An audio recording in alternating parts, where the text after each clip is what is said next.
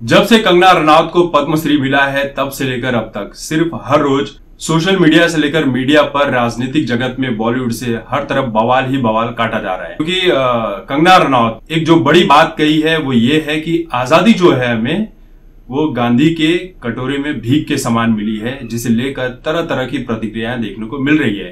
कंगना रनौत ने एक लेटर भी शेयर किया है जिसमें बहुत सारी बातें हैं, पंडित जवाहरलाल नेहरू का वहां पर साइन भी है। तो इसे लेकर ऐसी सी बातें सामने आ रही है कि राजनीतिक जगत में ये जो बात है ये कई दिनों तक चलने वाली है।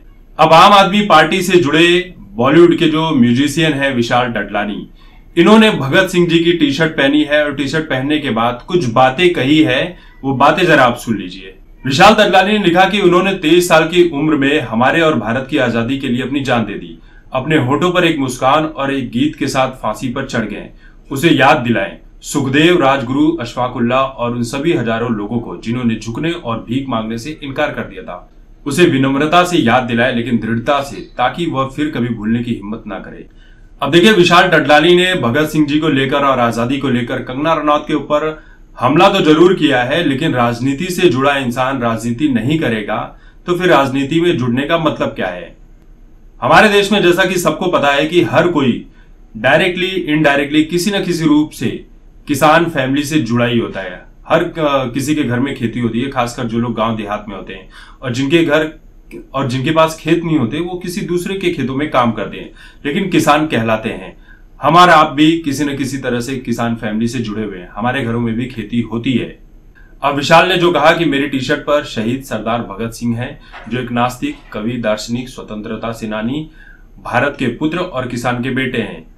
अब ये जो अंतिम शब्द है कि वो एक किसान के बेटे हैं, ये शब्द कहने की जरूरत नहीं थी, क्योंकि यहां पर इन्होंने सीधे सीधे ये जो मुद्दा है वो किसान आंदोलन से जोड़ दिया है, ताकि इसमें थोड़ी सी आग और लग जाए। हालांकि इनकी खुद की जो पार्टी है आम आदमी पार्टी, ये सर्जिकल स्ट्राइक के सबूत मांगती है इंडियन आर्मी से। जो बातें पाकिस्तान कहती है वही इनकी पार्टी भी कहती है, और हमारे देश में सारा विपक्ष भी सर्जिकल स्ट्राइक के सबूत मांग रहा था, लेकिन आज कंगना ने ये बात कह दी है तो देशभक्ति के सबूत मांगे जा रहे हैं। वैसे विशाल डडलानी वही हैं जो अपने हाथों में तख्ती पकड़कर कठुआ मामले का, जो रेप वाला मामला था, उस मामले में राजनीति करते नजर आए थे। हिंदुओं को, हिंदू देवी को, मंदिर को और तरह तरह की चीजों से बदनाम करने की कोशिश की थी। इन्होंने भी अपने हाथों में तख्ती पकड़ी थी।